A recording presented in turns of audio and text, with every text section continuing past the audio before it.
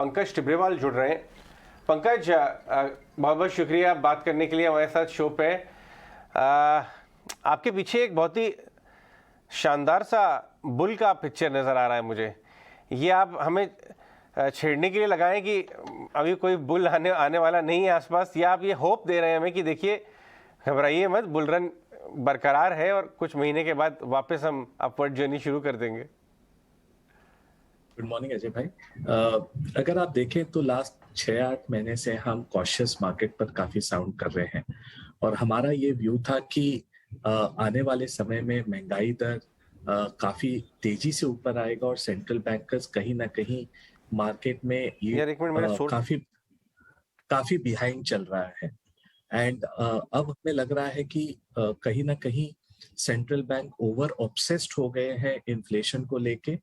और अभी सबसे बड़ा हमारा कंसर्न है ग्लोबल ग्रोथ पर। जो कई सारे आंकड़े हम देख रहे हैं उससे ये क्लियर अर्ली वार्निंग इंडिकेटर्स आ रही है कि ग्रोथ ग्लोबली बहुत तेजी से स्लो डाउन हो रहा है। और हमारा ये मानना है कि ये मूवी 2 हाफ में होगी। पहली हाफ आपने देखी कि महंगाई दर जिसके कारण सारे सेंट्रल बैंक ब्याज दर को बढ़ा रहे हैं, क्वांटिटेटिव टाइटनिंग की तरफ कर रहे हैं।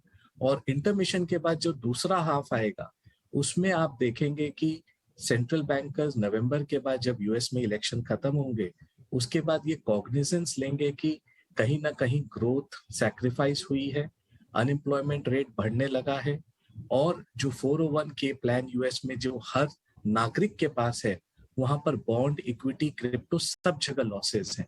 तो ये एक कॉग्निजेंस देखा जाएगा नवंबर दिसंबर और वहां हमें लगता है कि रिस्क एसेट्स पर वापस रुझाव पॉजिटिव होगा क्योंकि ग्लोबल सेंट्रल बैंक्स ग्रोथ की तरफ सोचेंगे।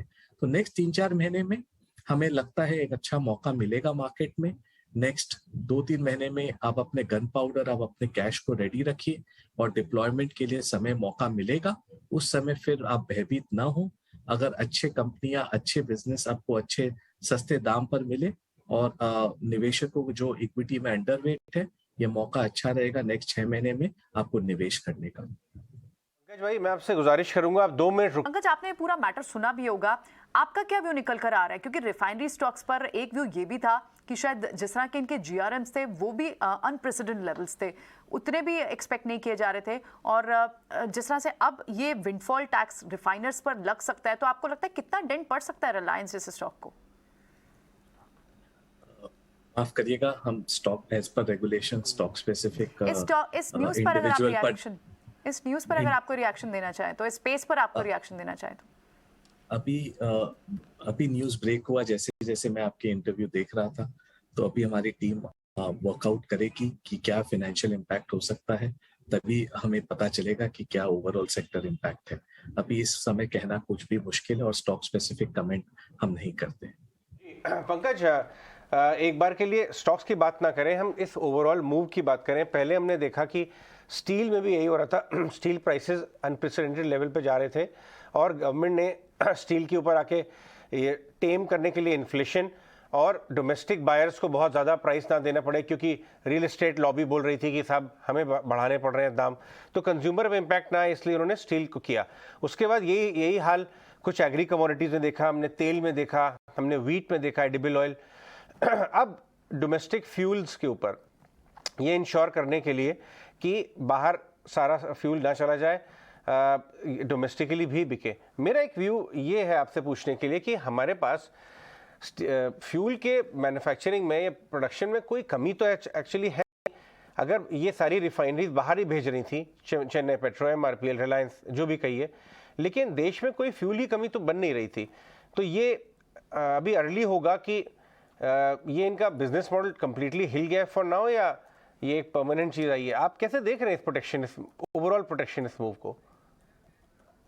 अजय भाई, ये बहुत ही अच्छा सवाल है। और अगर आप ग्लोबली देखें तो हर बड़ा नेशन ये जियोपॉलिटिकल जो ऑर्डर चेंज हो रहा है उससे कहीं ना कहीं एक कंफ्यूजन के स्टेट पर है और वो अपने इनवर्ड लुकिंग इकोनॉमी को देख रहा है कि आज जो हम एक्सपोर्ट कर रहे हैं उसके कारण कहीं ना कहीं लोकल जो सप्लाई है उस पर ना असर पड़े और वो कहीं ना कहीं उसे प्रोटेक्ट करके चल रहा है। अगर इंडिया के भी मूव देखें लास्ट 2-3 महीने में, आपने स्टील, व्हीट, आज रिफाइनरी के बाद में कहा, तो ये कोई आश्चर्यजनक मूव नहीं है, बिकॉज हमें फाइनली थोड़े लंबे समय तक देखना होगा कि अगर कोई डोमेस्टिक सप्लाई डिस्ट्रप्शन हुई तो एक्सपोर्ट हम करते रहे और डोमेस्टिक में अगर दाम बढ़ते रहे तो ये अच्छी बात नहीं है। दूसरी, मैं आपको एक बहुत अच्छा आंकड़ा आप लोग के साथ शेयर करना चाहूंगा। अगर कोविड के पहले देखें तो विश्व इकोनॉमी करीबन 95 ट्रिलियन डॉलर की ग्लोबल जीडीपी थी। वो घट के करीबन 85 ट्रिलियन डॉलर आ गई।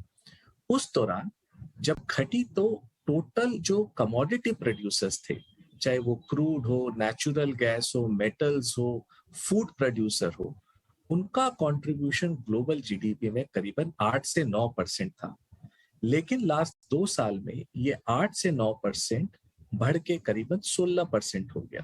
इसका मतलब आपकी 85 ट्रिलियन डॉलर की जीडीपी वापस जब 100 ट्रिलियन डॉलर इस साल आएगी, तो जो 8 ट्रिलियन डॉलर का लोगों का कंट्रीब्यूशन था प्रोड्यूसर्स का, कमोडिटीज का, वो आज बढ़ के 15 से 16 ट्रिलियन डॉलर हो गया।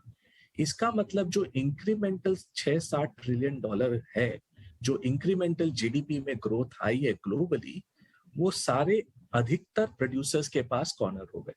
इसका प्राइस किसको पे करना होगा? जो यूजर कमोडिटी कंपनियां हैं उनकी मार्जिन कम होगी।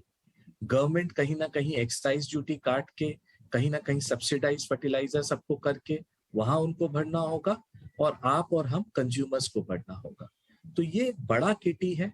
इसमें से कहीं ना कहीं अब गवर्नमेंट सोच रही है कि विंडफॉल टैक्स के द्वारा ये जो लार्ज 5 से 6 ट्रिलियन डॉलर की एक्सेस प्रॉफिट किटी है, उसे हम कहीं ना कहीं बाकी 3 भागों में बांटे कि जो पेन है और जो बिल हमें पे करना पड़ रहा है वो ज्यादा नहीं हो। सो ये एक बहुत ही इंपॉर्टेंट आंकड़ा है कि प्रोड्यूसर सरप्लस और प्रोड्यूसर लोग के मुनाफे लास्ट 2 साल में बहुत अधिकतर लेवल तक पहुंच गए हैं, और उसका पार्ट कहीं ना कहीं निकल रहा है। और इस अधिकतर प्रॉफिट पर भी आज के दिन सप्लाई रिस्पॉन्स नहीं आ रही है। आप क्रूड देख रहे हैं कि 110-15 डॉलर पर भी बड़ा कोई सप्लाई रिस्पॉन्स नहीं है। रिफाइनिंग मार्जिन डीजल में करीबन $50 का क्रैक स्प्रेड्स हो गया है, उसके बाद भी कोई इमीडिएट सप्लाई रिस्पॉन्स नहीं है। तो कहीं ना कहीं गवर्नमेंट्स ग्लोबली ये सोच रही है कि जो पार्ट ऑफ एबनॉर्मल प्रॉफिट है उसका मुनाफा कहीं ना कहीं बांटा जाए। एंड ये मुझे लगता है कि कोई खराब मूव नहीं है। इंटरमीडिएट कहीं ना कहीं रिएक्शंस होंगे, बट आप ओवरऑल महंगाई दर को देखें तो ये एक काफी अच्छा स्टेप है। ठीक है पंकज, बहुत बहुत शुक्रिया, थैंक यू वेरी मच आज समय देने के लिए। अच्छा लगा आपसे बातचीत करके, और उम्मीद करते जल्दी आपसे वापस मुलाकात होगी। अजय, अब किरीट पारिक भी हमारे साथ जुड़ चुके हैं। जी हाँ, किरीट पारिक जिन्होंने इंडिया सेक्टर को दशकों से देखा है, वो उनसे बेटर कौन हो सकता है इस पूरे मैटर को, विंडफॉल टैक्स के मैटर को समझाने के लिए। Mister Pareek, good morning, ET Now स्वदेश पे स्वागत है। ये बातचीत काफ़ी समय से चल रही थी, और अब एक विंडफॉल टैक्स आने की बात हुई है रिफाइनर्स पे जो फ्यूल को एक्सपोर्ट कर रहे हैं। आपके हिसाब से ये जो थिंकिंग है गवर्नमेंट की, पहले हमने देखा स्टील प्राइसेस पर भी प्रोटेक्शनिस्ट मूव आया, एडिबल ऑयल, वीट, अब धीरे धीरे यहाँ आ गया है। क्या ये जस्टिफाइड है आपके हिसाब से? एक दृष्टि ये देखिए हम तो